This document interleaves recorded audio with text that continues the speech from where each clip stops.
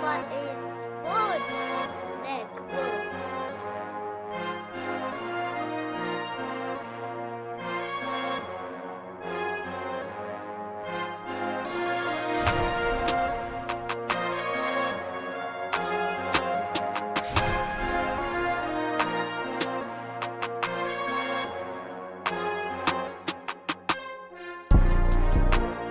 NFL Nation, how you doing? Come on in. I'm Dolph Jackson. And I'm Carlos Clayton. And today, here on Come On In NFL, we have a very special guest in the building. Ladies and gentlemen, please, let's welcome Mr. Charles Davis. Charles, come on in. Hey, how you guys doing? How's everything? It's going great. How about yourself? I'm doing well. Thanks for asking. Hey, it's a pleasure and an honor to have you on here, man. And thank you so much for being a part of Come On In Sports Network. And right back at you, Carlos. Thank you for having me. It's an honor to be on with both of you. So let's try and have some fun, huh? Yeah, let's have some fun talking football. Let's get into it. Let's get to it. Let's get to it. First question that we'd like to ask you, but before we even get there, we want to congratulate you, sir, on being named the new voice of college football on CBS starting in 2026, as you will be replacing the retiring Mr. Gary Danielson. What kind of feeling was it when you got the call to know that, hey, CBS wanted you to be the new voice of his college football show? Oh, wow. Well, first of all, thank you very much. Greatly appreciated. I'd say probably overwhelmed was the first word that came to mind, because Gary Danielson's been doing this so well for so long that he's just identified as that person. You know, he's been with, Vern Lundquist for all that time before, Uncle Vern, and then with Gary, and now with Brad Nessler. And those two have just been doing it so well. First, it was the SEC on CBS. Then it became the Big Ten on CBS. Doesn't matter the conference. Those two do it as well, if not better than anyone else out there. And to have someone, tell me that, hey, you're getting to follow Gary Danielson. Right. Yeah. I mean, you guys know that we always talk about this in sports when a great coach retires. Mm-hmm. Yeah. And we usually leave it in the coaching realm, because the playing realm, it's a different feel, even though you have to replace a legend. Right. But you want your shot as a player. As a coach, it's a little bit different, because what do we always say? You probably want to be the person who follows the person. The person, yes. Yes, exactly. So when Andy Reid retires, do you really want to be the next coach of the Kansas City Chiefs? Yeah. Right? Bill Belichick retired, and Gerard Mayo followed him. And unfortunately for Gerard, it didn't work out for one season. Now, it doesn't always go that way. We just saw it in basketball. John Shire following Coach K, who's in the Final Four his second season. So sometimes it goes okay. But for the most part, when you're following the legend, yeah. So I'm like, okay. But I will say this. I am thrilled Gary's doing the 2025 season. Mm-hmm. Yes. One last lap for him. The farewell tour. Right. I want everyone to come out and shower him and show him the love and the admiration. I wish it were the SEC where he did the bulk of his years. Yeah, right. But at the same time, people have to remember Gary's a Purdue grad, a Big Ten player, before he went to the NFL. So I hope the Big Ten turns out and shows Gary the love he deserves. Yes. And for me this season, I'm just staying out of the way. This is Gary. Call me in 2026, and I'm not going to step into his shoes. I'm just going to bronze him. I'm going to put him face, put some soft light on him, make sure the dust is dusted off of him every day. Yes, sir. And try and do the best I can to be, half of what Gary Danielson was. Because if I can get to half, I'll be all right. Yes, sir. Well, I have no doubt you're going to be great at that next year. I promise you that. There's no coincidence that you got to this level, because it seems like since 1997, when you first got started in broadcasting, you've only gone up from there. Every few years, people recognize you. You're the voice of freaking Madden, So everyone recognizes who Charles Davis is. And one thing about you is the way you speak. The why people love you so much is because how you speak. right? And we could feel the passion without even any kind of circus tricks, without being loud and obnoxious, whatever. We understand your passion for football. My question to you, where did that love for football come from? Where did it start from? Really great question. It started with my parents. It started with my mom and my dad. My dad was a high school teacher and coach. And when I was born, it was Elizabethton, Tennessee. Tennessee, near Kingsport, Johnson City, the Tri-Cities area, they call it. And when I was born in 1964, you guys, as you well know, the Brown versus Board of Education decision had come down in 1954. Thurgood Marshall had gotten that done. That was the integration of schools. But you remember the key line in the decision was schools to integrate with all deliberate speed. So that is 54, 55, right? Yes, sir. 1964, I'm born. My dad was still teaching and coaching at the colored school. Right. Elizabeth and Douglas High School, home of the Dragons. Go Dragons. Long live the Dragons. Long live the Dragons. And I was born in 64 in November, and my first football game was Thanksgiving Day that year. Mom bubbled me up, took me to Dad's game. They were playing and the whole deal. And so we were there in Elizabethton. And then in 1967, we moved to New York State, a little place called New Paltz, New York. And I was 2 when we moved. And that's where I grew up. But that's where my passion started. My dad was a teacher and coach. And, you know, when you're coaching on the high school level, especially back in the old days, right? You didn't coach one sport. Right. You coached them all. Oh, yeah. So he was a football coach. He was a basketball coach. He was, you know, teaching swim classes. He was doing it all. Track. You name it, right? Whatever sport it was, he was doing it. And then, of course, you handle a full load in the classroom and the whole thing. So I grew up. His players were babysitting me, right? His players were doing all that. And then when I got old enough, my mother, when I got on her nerves, which was pretty frequently, throw me in the car, take me to his practices, yell, Frank, point to me, and then she was gone. So my babysitter was football fields, basketball courts, all of those things. So you grow up in it. All right. So now I'm the unofficial ball boy, right? Right. Whatever needs my dad had. Hey, go get water for the guy. Hey, go bring that ball to me here. Hey, go do this. Hey, go do it. So I grew up on it. And when they won and we were taking the bus ride, I was in the back learning words I shouldn't learn. You know, I was fully immersed. And so when you ask where the love and the passion came from, it's real easy to love. You know, when you see the people on TV, those giants of the game, and believe me, I like them. But the giants for me were my dad's players. They were the ones I could touch them. I knew them. Right.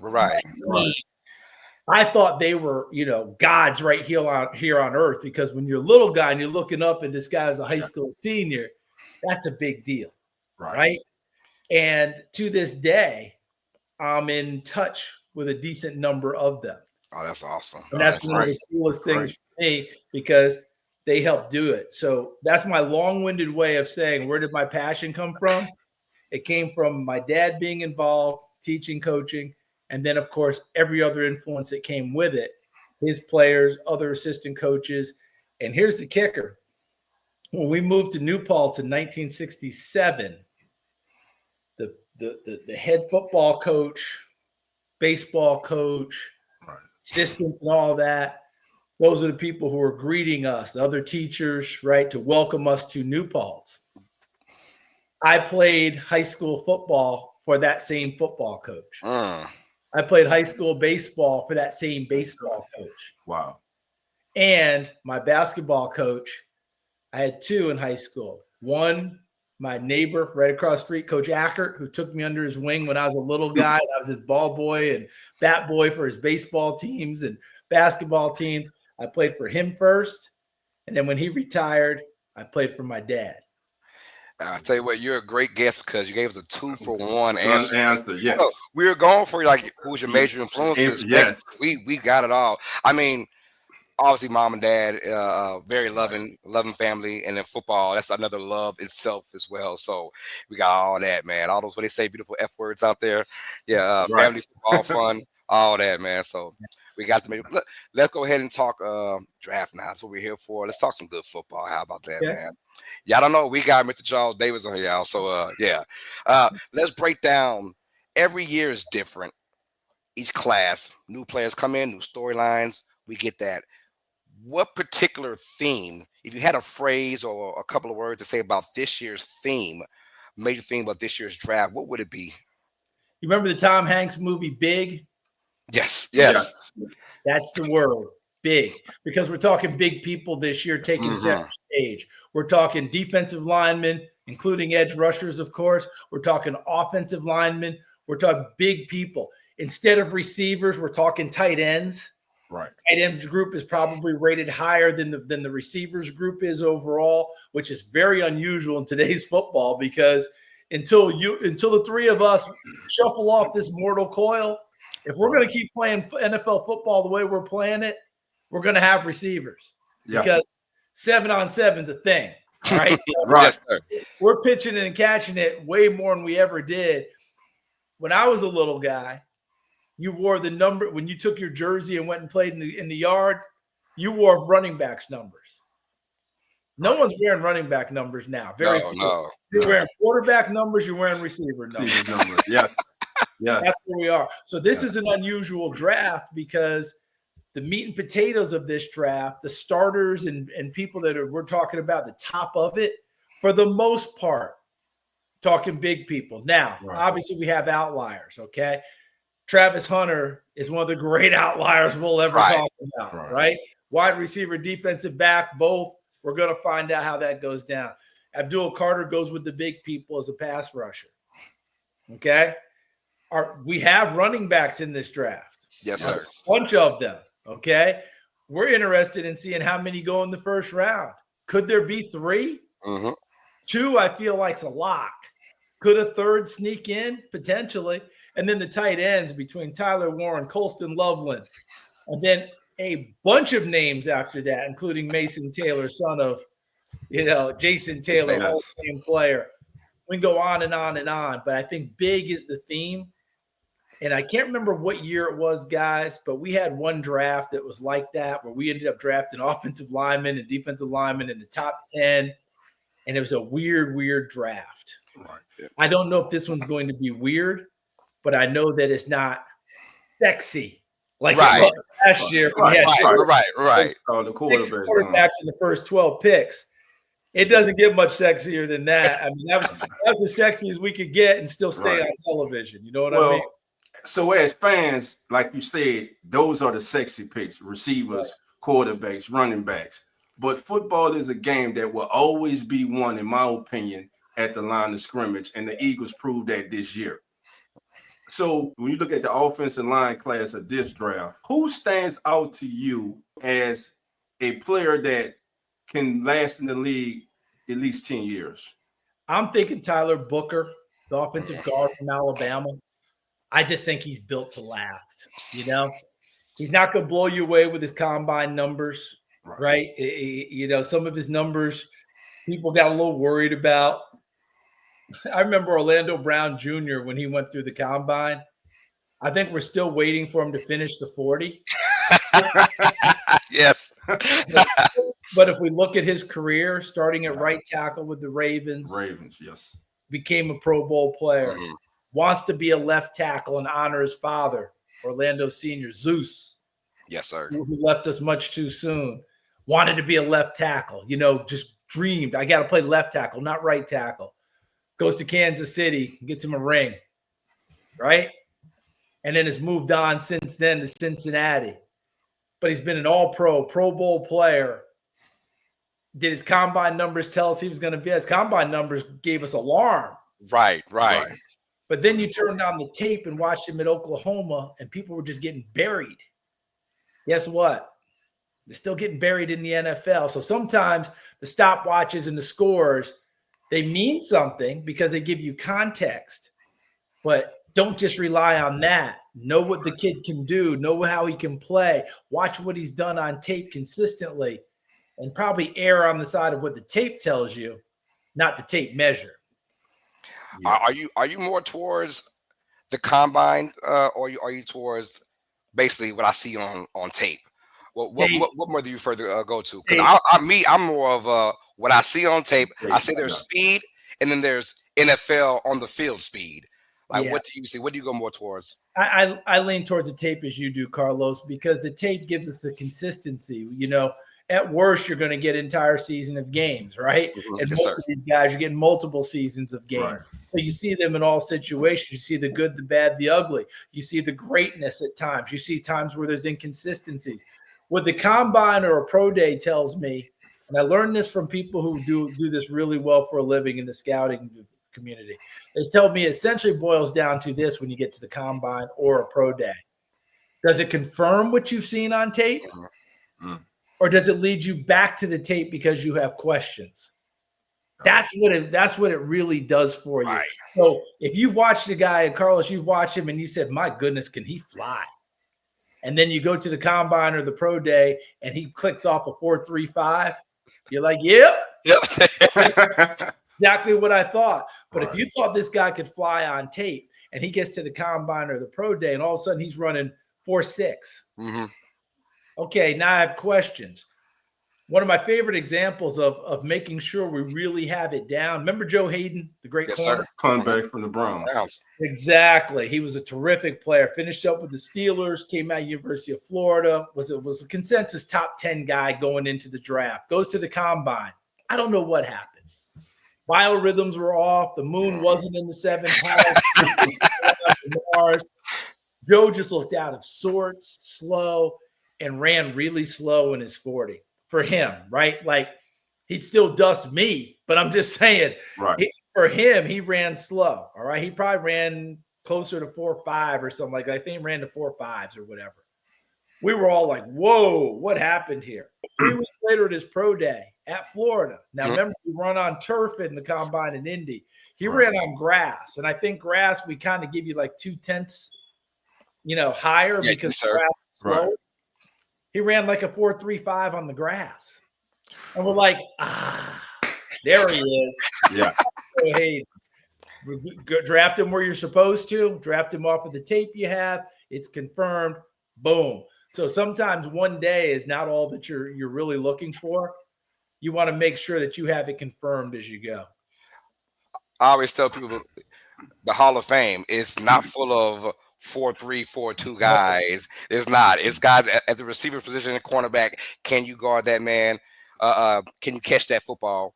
And can you break away, the breakaway speed? Those are the guys that are going to the Hall of Fame. So I always get that, like, the Raiders for a while, they were going with just straight fast receivers for like a 6-year period. And those guys came and went just as fast, So, right. I'm like, if you look at it, I mean, besides the obvious Randy Mosses and maybe even the Calvin Johnson, guys aren't running 4.3 in the Hall of Fame. So it's like, be careful what you look at it, because you can ooh and ah all day, and that might help you go from round 7 to maybe round 5. But for top tier guys, it's like, hey, can you catch the ball? Can you break away? Can you get separation? And that's what really counts in the NFL. So true, absolutely true. And I'll be very brief on this one. Jerry Rice didn't blow away a stopwatch, did he? Not one. Okay, how many times did you see Jerry get caught? Seldom, very seldom. Carlos, you mentioned it earlier, game speed. Okay. Some guys carry it. Some guys have it. Some guys play. It is just, look, Dwight Clark, God rest his soul. He was breaking no records in running. He'll kill you. But not only did he make the catch happen, he made a lot of other things happen with his route running and his consistency. Raymond Berry, one of the all-time greats, later he became the coach of the Patriots. I bet you if you timed him downhill at 38 yards, he wasn't breaking 4 or 5. Guess what? Became one of the all-time greats by understanding everything, being very precise in his route running, not missing anything at all, timing it up so his quarterback trusted him, and that ball was boom, He and Unitas were unbelievable doing it together. We can go on and on with the example. Right. John Randall never gets drafted out of Texas A&I, but guess what? He had a gold jacket. Jacket on, yes. So you guys have made a really excellent point about what the Hall of Fame is made up of. It's made up of football players, right. Elite football players. And you have to understand how to judge the science versus the art versus the actual. And speaking of football players, let's talk about who do you believe is the number one player in this year's draft? Some say it's Joel Carter. Some say it's Travis Hunter. Where would you go? For me, it's Travis Hunter. I just think he's just exceptional. And you go into it, and I've talked to enough people now that if they went into it thinking, I want to play him on defense, I don't know that he's an elite pass catcher. They've watched the tape, and they've come away going, oh, he is a pass catcher. And if you flip it around, hey, I want to play him on offense, I don't know about him on defense. They come away and go, oh, heck, technique he needs work. Yes. But guys don't catch the ball very often against him. Like, you can watch him on tape as a defensive back. And I have a Hall of Fame defensive back carry me and others through a tutorial session on him as a defensive back. And he spent all this time going technique wrong here, footwork wrong here, look at this wrong here, that's wrong here. Watch the end of the play, though. Oh, ball's knocked away. Okay, this is wrong here, that's wrong here. Wow. That's wrong here. Oh, watch the end of the play. Interception. He said, so that can be worked on. Yes. Right. But the ball skills, the understanding, the football IQ, understand where the ball's going, he's got it. I think he's got everything you're looking for. So I pick him as my number one, but that doesn't mean Abdul Carter's not a great player. Doesn't mean where else you want to put in there. I just think with him, I'm not going to go wrong. Now, the kicker is going to be when he gets drafted, by whatever team drafts him, what is their plan on what he's going to do? That was my next question for you. And I will tell you this. I think that if you, out of 32 people who signed the checks for their teams, meaning they own the squad, they own that's their franchise. I think in the high 20s, they're going to want him to play offense because that's where you get the most bang for your buck, selling it to your fans and your season ticket holders and your groups. Him touching the football means a lot. Those who have to be convinced, those who may be open to it, if you want to play him on defense, that's cool. But think of it this way, guys, and this is just me talking now.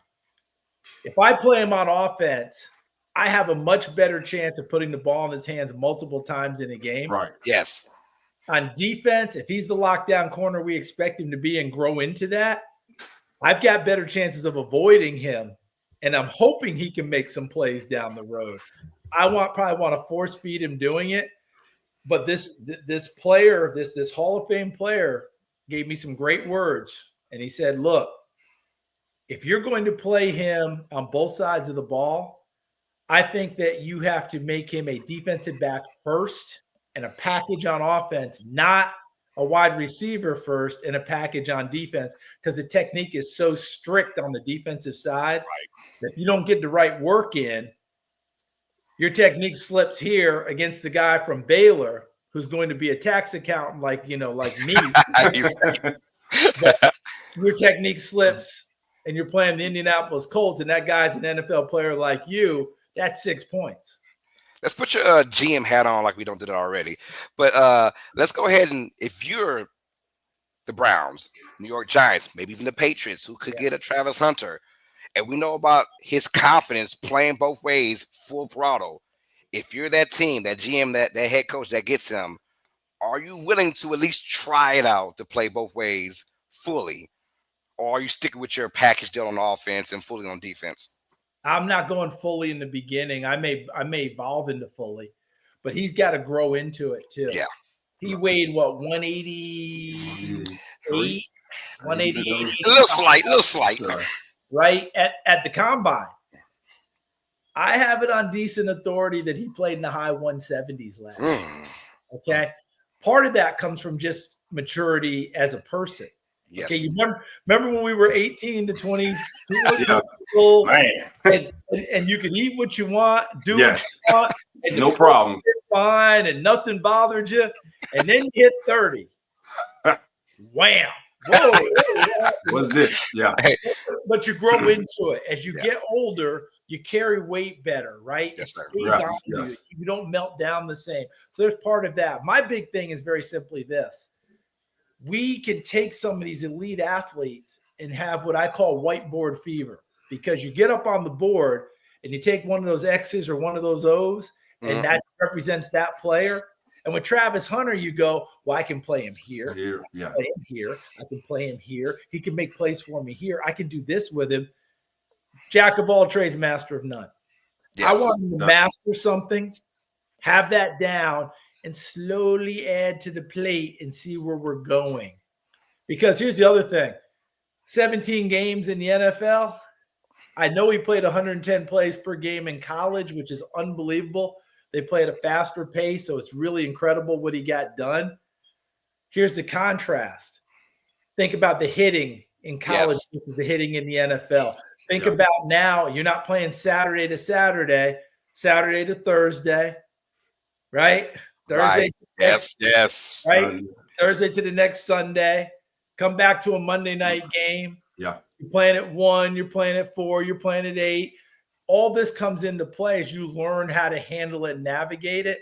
Let's not confuse him too early. Let's make him master something, bring it to the play. I'm not saying he can't do it, but I see no reason to try and do it. Baby steps. Isaiah Simmons. Remember Isaiah Simmons coming out? Yes. Wild card on defense, baby. Put him anywhere. Yeah. But it was tough. You're right. We still haven't found that true niche that we thought we would find. He said his best plays have been with the Giants. The Cardinals, they just never quite found it. I worry about that. I don't want to do that with Travis Hunter. I want him to go ahead and have something down, and then I'll add to it as we go along. That's just me. All right, Charles. So let's segue to me and Carlos's favorite team in your most recent mock draft. Yeah. You have the Saints taking Will Campbell. Mm-hmm. Why do you think Will Campbell is the right selection for the Saints at number 9? I think that for them, obviously, remember when Teron Armstead was holding down left tackle, life is good, right? I mean, it was a lock each and every week. They've really been trying to recreate that since then. Okay, who's going to play that position? Remember drafting Trevor Penning? Hasn't worked. They've moved him to right tackle, and they're hoping to get there. Campbell's going to be an interesting one, though, because whoever drafts him has to believe that he's the left tackle, because the arm length is going to come into play a little bit. And as much as sometimes we scoff at these things, they do show up on the NFL level when you're dealing with certain people. Remember Robert Gallery coming out of Iowa? Yes, sir. He ended up having a very nice career as a guard. But when you're drafted to be the left tackle. People forget. They're like, hold on a sec. He didn't have a great career. Well, he did. But he's drafted to be left tackle. He's number 2 overall. That's what you have to make sure. So New Orleans would have to have that full conviction. But I think he's got the footwork. I like it there. I like his ability to battle. Doesn't hurt that he's coming from LSU and understands that part of the country pretty darn well. Yes, sir. Are you buying Shedeur Sanders to New Orleans? I mean, it's a thing going on. How much are you buying on that? Listen, it makes sense to me for this reason. You get a chance to get a young quarterback that doesn't have to play right away. Yes. Derek Carr's there. You're also getting a head coach who's a quarterback guru. And you're getting a head coach who understands how to make throws without much arm. Kellen Moore is one of the great winners in college football. Yes. Remember his record at Boise State as a starting quarterback? Almost flawless. Almost. 3 losses? 50 and 3. Yeah, 3 losses. Okay. He beat Georgia in the Georgia Dome. When I say he and Boise State beat Georgia in the Georgia Dome. They beat a really good Virginia Tech team in Landover, Maryland. They won a lot of big games, and he made a lot of big plays late in games without being able to throw the ball with any type of real authority. He beat you with anticipation, understanding, and really good accuracy. Right. He gets that. I'm not saying, look, Shedeur Sanders' arm is quadruple what Kellen Moore's was. Yes. Yes. Okay. Right. But it's not a howitzer. So Kellen understands offense and how to get the ball the right places, what you're going to do. And by the way, Shedeur plays more from the pocket and understands that. He, like most college quarterbacks, though, they always think they can make a play. Yeah. And they hold the ball too long. Yes, sir. And they hurt their offensive line. His process will speed up in the NFL level. Otherwise, he won't make it. But he's not the only one. Caleb Williams found out that lesson last year in Chicago, didn't he? Yes, sir, he did. You played DB at Tennessee in the late 80s. And we understand the safety game was totally different. It's totally different. When you look in today's safeties, what do they have to bring now to fulfill their draft status? What are you looking for in today's safety, and who are those guys that you want to look at? Yeah, to go from my time frame to where we are now, it's a whole different deal. You're essentially, I'm not saying you have 4 corners on the field, but it feels like it. The ability to cover people is so paramount now than it was when I was playing. A lot of us safeties, you look up and see full cages and neck roll. Yeah. Because we were much more defined. Free safety was the roamer. Strong safety was down in the box. And if formation strength shifted, the strong safety went from one side to the other. Right. Yes, sir. But now what we do is I call them mirrors. The safeties are almost the same guy. So instead of one guy shifting all across formation, if formation changes, one shifts back, one shifts forward. You just reduce assignments. That's what you have nowadays. When you're watching Malachi Starks and Nick Emanwari out of South Carolina, Starks out of Georgia, Xavier Watts out of Notre Dame, you're seeing guys now who really do a nice job covering. And it's not just covering tight ends strictly. They go in the slot and cover slot receivers. They'll go in and cover the bigger, taller receivers outside if they have to shift their other corners inside. They'll get the running backs coming out on those wheel routes. They do a lot of different things now. And obviously, the guy in Baltimore. Oh, yeah. Hamilton's the beast. Right? Kyle Hamilton. And, speaking of that, remember when he ran 4.57 and everyone's like, oh, God. Oh, no. I remember that. Yeah. So, Charles, let me ask you this. How do you separate the safeties in this year's draft class? Emanwari, Malachi Starks, and the young man from Notre Dame, Watts. Yeah. How do you separate them? What basically separates them all for being, let's say, the number one safety in this draft class? It's in the eyes of the beholder. It absolutely is the eyes of the beholder, because I think that each team will have a different plan in how they see them playing. Okay, here's how I would look at it. If I'm playing Malachi Starks, if I'm drafting him, I want him to be a lot like, let's see, who's that guy in Pittsburgh? Troy Polamalu. No. Currently. Who is currently in not Clinton. I'm about to say Clinton Howard Dix. No, that's okay. We'll come back to it. He came out of Alabama. Yeah. Miami drafted him, the whole deal. But anyway, it's an all pro, right? But I want Malachi Starks to be a single high, roaming guy, come downhill, make the plays for me, make plays in the pass game in front of me, occasionally go in the slot and cover people. Nick Emanwari, I'm going to want to have a plan for him, because I want to get him comfortable with things, because he blew away the combine so big. I think people started thinking, oh, God, I can do everything with him.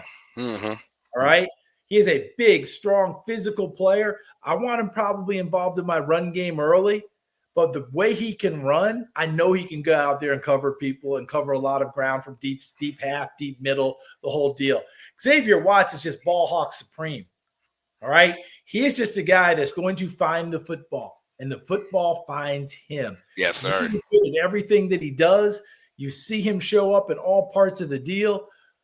Wow. I'm just absolutely crazy about him. So separating them is simply how teams are evaluating them. Okay. If you're talking about the combine numbers and the overall athlete, I think Emanwari wins that battle. I don't think that's even, I'm not saying it's not a fair fight, but Emanwari was overwhelming at the combine, running, jumping. Yeah. Agility. All those things were there, but that didn't mean Starks didn't make a heck of a lot of plays in college. That didn't mean Watts didn't make a heck of a lot of plays in college. there are a bunch of guys out there who can flat out play. And because the passing game's so prevalent in the college game too, you're getting to see it in real time as well. And what ends up happening is we talk about the top guys so much. A Billy Bowman at Oklahoma who finds the football and makes a lot of plays. We don't talk about it. When you look up and your favorite team drafts him in the 4th round, and you've got a starter on your hands. There you go. Yeah, there you go. I want to talk about Jackson Dart for a second. We've seen one of your mock drafts have him at Pittsburgh at one point, but I've seen Bears mock drafts 3 to the Giants, 7 to the Jets. I put him 3 to the Giants, the first one. And let me tell you something. Not being on social media was a really good idea for me. I put him at 3, and I put him there the week before free agency because in my mind, I knew the Jets were players at quarterback, right? Right. At that time, the Las Vegas Raiders were a player for a quarterback. Mickey Loomis, the GM in New Orleans, had announced that Derek Carr was going to be their quarterback. So for the moment, I took them out of play. Right. So in the top 10 now, we were down a few spots. Cleveland was a quarterback spot. Tennessee's a quarterback spot at 1, Cleveland at 2, and the Giants at 3. Well, at that time, I gave him Shador at 1. I gave him Cam Ward at 2 to Cleveland. And I said, heck, the Giants, they need a quarterback badly. Let me throw Jackson Dart up here. Boy, that was fun. Let me tell you, people went crazy. But as you guys have noted, since that time, you've seen him go from people not even really talking about it to Pittsburgh at 21, New Orleans at 9. 9, yes. Right? Right. And maybe somewhere in between when people think maybe someone take a shot at a quarterback. Yeah. The most popular spots right now are probably 9 New Orleans if we go early. And if we go later, Pittsburgh might be able to just wait at 21 and have their choice, which feels a lot like 3 years ago when Kenny Pickett was available. Oh, my God. That draft. But every year it seems to happen. A quarterback comes out of nowhere and gets pushed up the board. We had it with Zach Wilson, who went number 2 overall. Will Levis, kind of like Jackson Dart, was shooting up the boards late in the draft process. Some had him going mid-tier to late in the 1st round. Now, this year it's Jackson Dart. All these young men are very talented. Yes. And it's a great accomplishment that they have done to get this far in their football careers. Let's talk about the positives. What is it that he can bring to a franchise? Well, he's got more than enough arm to make the throws that you need to make. I don't care where you're going. He's got that type of an arm. He's a much better runner than probably what people would imagine. You pop in the game tape and watch him.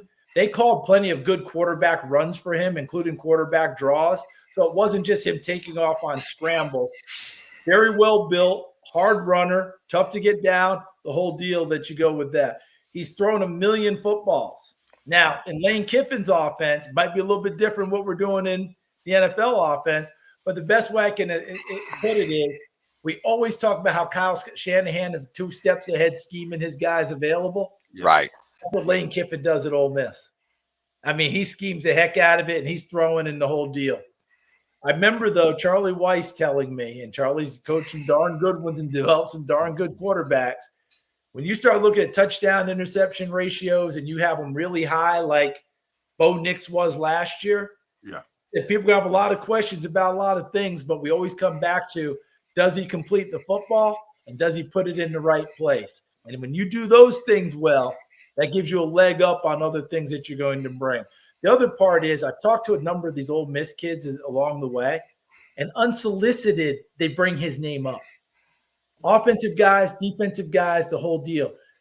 I was talking to a young man today and asking him about his fellow comrades on defense and what they did to make Ole Miss's defense really successful.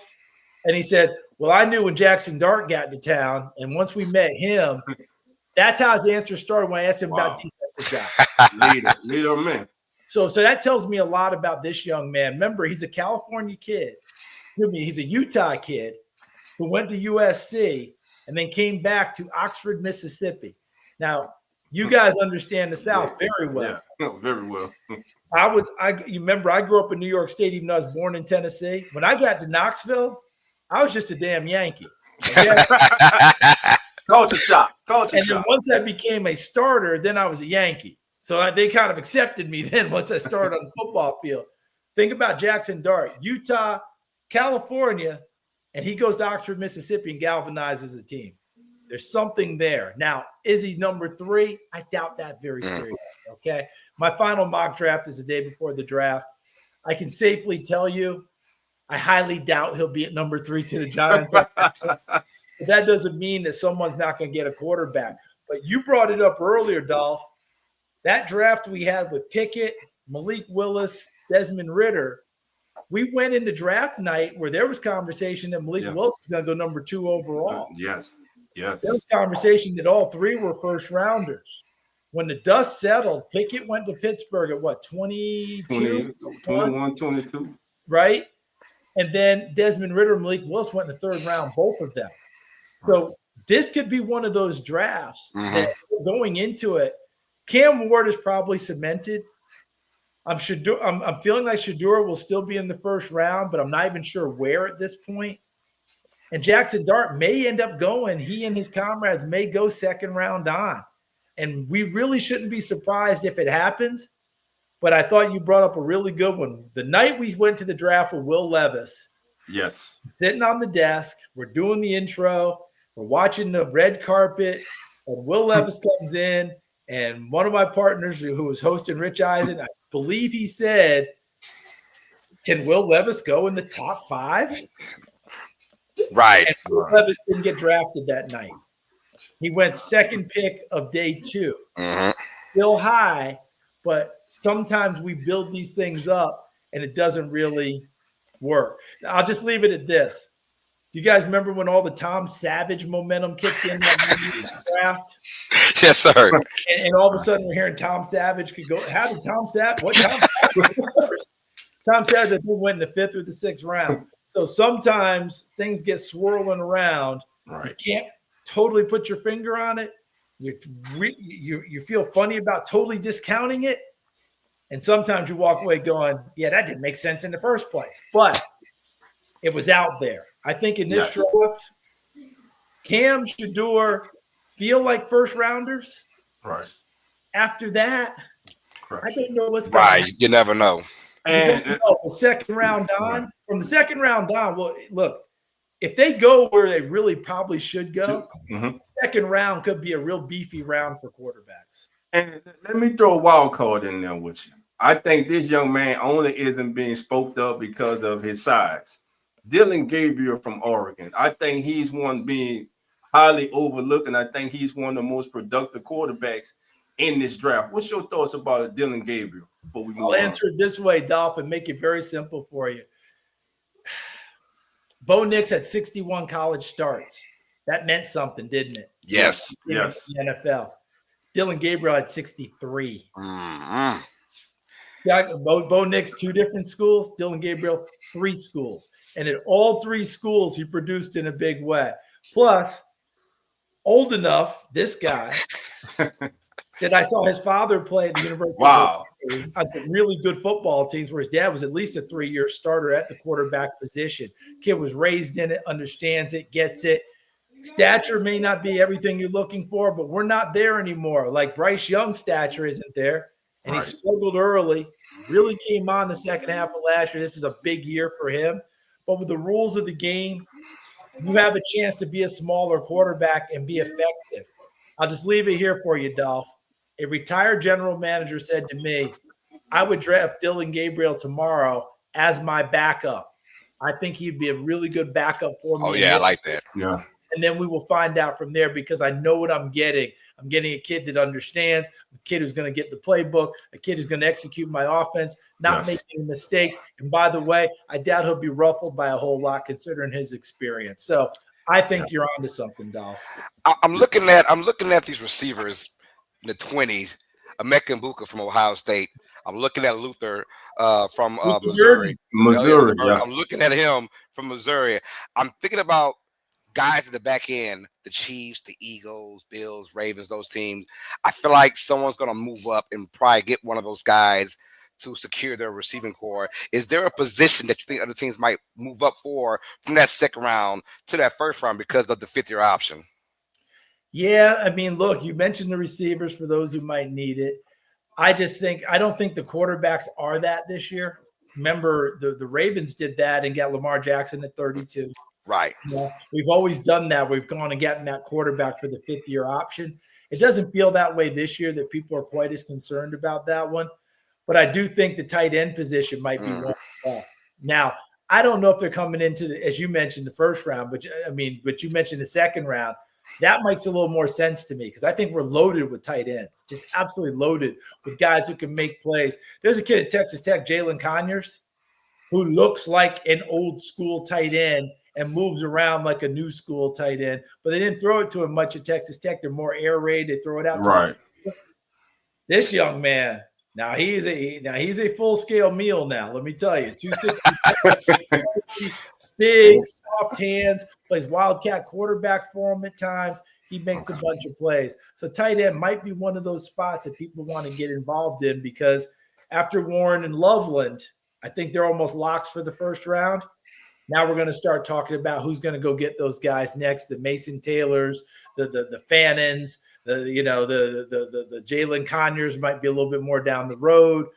Bunch of guys out there that can make plays for you. Elijah Arroyo from Miami. Yes, just yes. Beautiful as a mover, and another guy that catches many passes in college as you might have suspected. So, Charles, who are some of your third-day gems in this year's draft? Well, there's a pass rusher out of Central Arkansas named David Walker. Walker. Love him. Absolutely love him. Doesn't fit the mold, not tall enough, arms, the whole thing. All right. So he's a tweener. Yeah, Elvis Dumerville, Shaq Barrett. Gotcha. He gets people on the ground, okay? From Southern Arkansas to Central Arkansas. I think that he can flat out play. I'm really, really crazy about him. There's a running back named Marcus Yarns out of Delaware. He's got some juice. Okay, got some juice and he can flow.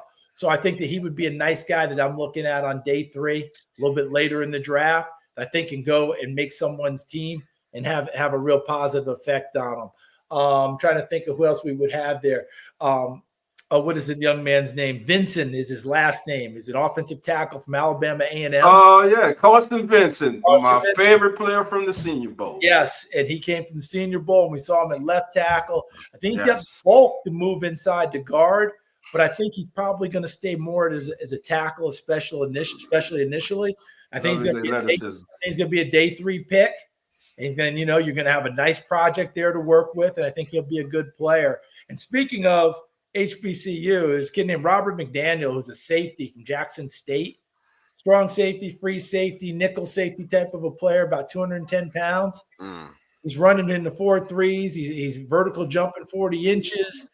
Someone needs to take a good hard look and take a gamble on that young man because I think he might do some damage for you. I'm always big on running backs day 3. Who could be that one running back? I got a Bayshaw Tootin from he's not making Tech. Yeah, I'm saying maybe he might not be, but if he is, he's a gem. I'm like, if someone gets that kid, I've seen it. I'm like, this dude is gonna be amazing. And did you blink when he ran his 40? Okay, kid is amazing. He was done. He's a made man, huh? Yeah, listen, he's a North Carolina A&T transfer. I did not know that. No. Yeah, okay. North Carolina A&T to Virginia Tech. Was playing with a brace on, I believe, his left knee for much of the season last year. The brace is no longer there. You saw the pure speed, but plenty of production. Tough, compact, hard-nosed ball carrier. I'm with you on that. If he gets to day 3, he's going to be a gem for someone. Right. I don't know that he'll make it there because what he showed at the combine with the speed was something else. Right. What's yours? I have my own day 3 gems. First gem that I have, and he may not make it to day 3. I think he'll make it to day 2, top of the 3rd. But Tyler Shuck, quarterback from Louisville. Yeah. I like everything about this kid. 6-year player, coach, started Texas Tech, had some injuries, but this year at Louisville seemed to put it all together.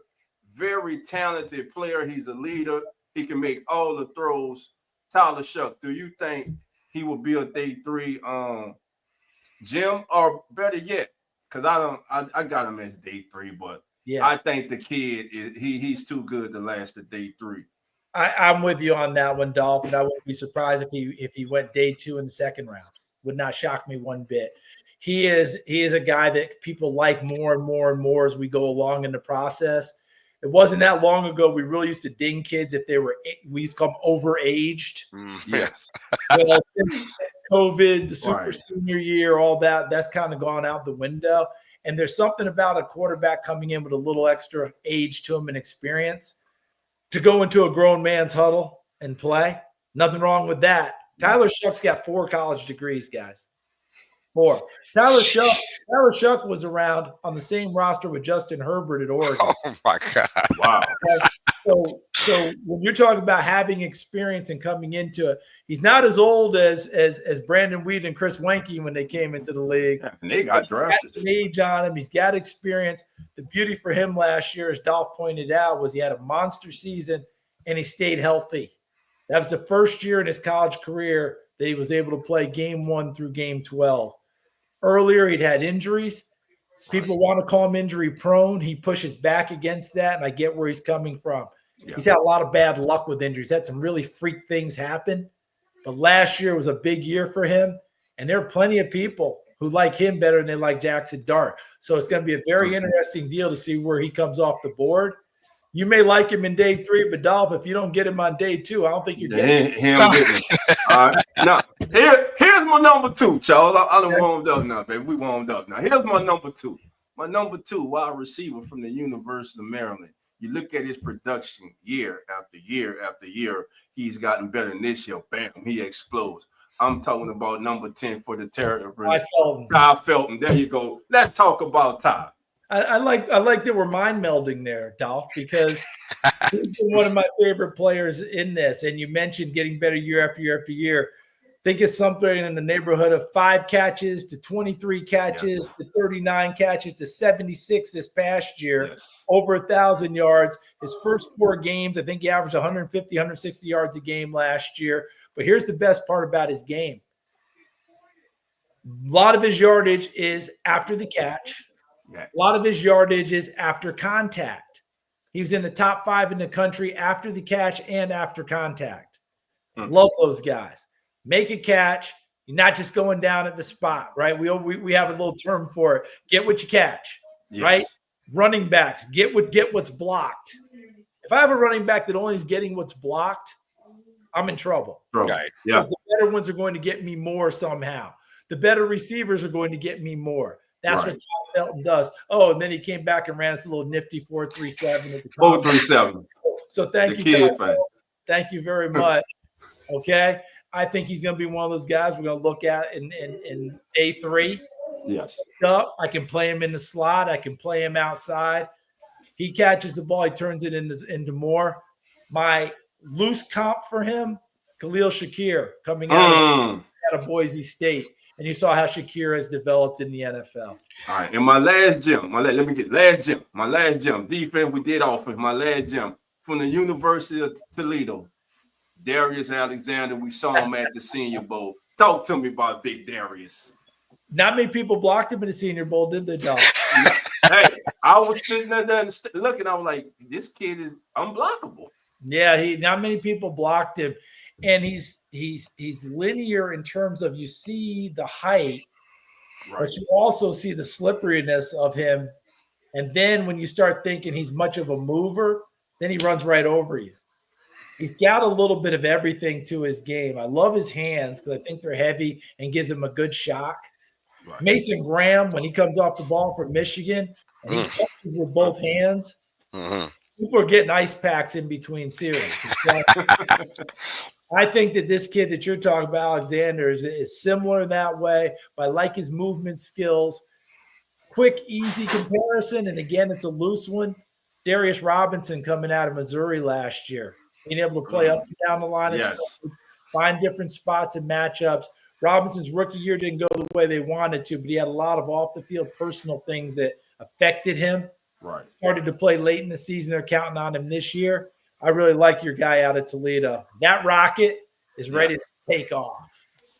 For every for every player that gets drafted, and congratulations to those who are going to get drafted 200 plus, there's Yes, always definitely. 400 or 500 that don't hear their names being called. I know you face similar adversary, when you're not hearing your name called. Yeah, and for your draft day, quite well. yeah. So I want to say, what advice would you give for anyone that doesn't hear their name being called those 3 days? What kind of advice would you give those guys? Yeah, the hard part is when something like that happens, it is a ding to your confidence. Like it's a rejection of you, right? People have said, "Hey, we don't want you." That's how you feel, but you can't let that feeling fester. And I've told people this for many years. At the end of the draft, don't make the mistake I did, because you kind of buy into it. Oh, well, maybe I'm not that good. Oh, maybe I wasn't supposed to be. Maybe I'm not. And if you buy into it, you got no shot. But you are talented, all right? And if you get a chance to go, be in peak physical condition, be in peak mental condition, be ready to do everything when you're there, take every rep possible, and make them notice you. And how many guys do we talk about each and every year? Not just making rosters in the NFL, but becoming Pro Bowl, All-Pro, starters, key backups, guys who are dependable, you name it. Guys are wearing gold jackets that never got drafted in this league. Warner. And all in between. But you can make a living. You can make an impact. You can do it if you go into it full-hearted. I did not, and I've said it before. When they close the lid on my coffin, the last thought I'm going to have is, man, I didn't give myself my best shot to make it in the NFL. I tried to tell my kids that. I tried to tell every other kid out there, don't make that mistake. Because many people out there running around didn't get picked either. Right. And they made it in the NFL. Why not you as well? That's what I tell them all the time. Right. Well, listen, it's been a great show. Charles, first of all, once again, thank you for taking time out and joining us. It is a pleasure. And listen, you're a family now. You're a part of the Come On In family. That means you're always welcome here. And listen, again, thank you. And for everybody out there, quick before we get out of here. I met Charles at halftime during the Senior Bowl. He was taking a quick break at the getting him an ice cream sandwich, and I said, "What the hell? That's Charles Davis." I'm going to say hello to Charles Davis. So I went introduced myself, and this man asked me, like, "What do you do? Who are you?" And I told him who I'm Little Dolph, that's insignificant. No, I'm not insignificant, but I'm not insignificant. He said, well, and before I left, I said, you know what? I'd love to have you on the show. We'd love to have you. The brother said, go get your phone. Now, as I was walking over there, he didn't know this, but in my head, like, man, Charles Davis just told me go get my phone. I'm about to get Charles Davis' email. The Charles Davis, who's about to go back and finish calling the second half of the Senior Bowl. Man, it gets no better than this. Hey, closed mouths don't get fed, baby. That's all I'm gonna say, man. Closed mouths don't get fed. I gotta hop in real quick because I was there with Dolph, and I'm sitting there packing up my bag, and I just remember Dolph come running over, big ass grin on his face, and I'm like, what you smiling about, man? Was the ice cream good? Like, what's happening? He goes, man, I just met Charles Davis, and he wants to send emails. Like, this is unbelievable, man. Thank you so much. I was trying to say is, Charles, hey, thank you so much for taking the time out to come talk to us and spend this hour with us, man. It's been a pleasure, and we would love to have you back anytime, brother. Hey, I appreciate that very, very much. And let me just say this in all sincerity. We're all colleagues. We're all peers. We're all doing the same thing. We all have the same love of ball. We're all trying to, evaluate things with our eyes. We all have our own opinions, but we're working at it each and every day. We're trying to do it the best we can. Dolph, to me, it's fortuitous that you took the time to come over and say hi to me. I'm glad we met and we had this chance to not just do this, but we get a chance to stay in touch. And yes, sir. Continued success to you guys and your show. You do it's Thank fantastic. you. It's a fun evening. Thanks for having me on. And as I said before, we're peers, right? Yes, sir. Yes, sir. Thing. So respect to you guys. And again, humbled and honored that you would have me on. Well, there you have it, folks. From the one and only Charles Davis. This is Come On In Sports Network. I'm Dolph Jackson. That's the great Carlos. That's Zach. Zach was in the back. you know, working everything. He got everything. He was going. Can I come to the picnic? Yes, sir. Yes, sir. Am I invited to the picnic? Yeah. You gonna invite it to the picnic all the time. Yes, sir. If I can come to the cookout Right now, we got a boil going next weekend. Come on. Hey, once I get invited to the cookout, I'm good. Yes, sir. Yes, sir. So all right. Good night, guys. Good night. So with that being said, family, remember the doors are now open. So come on in. The cover is sports. Let's go.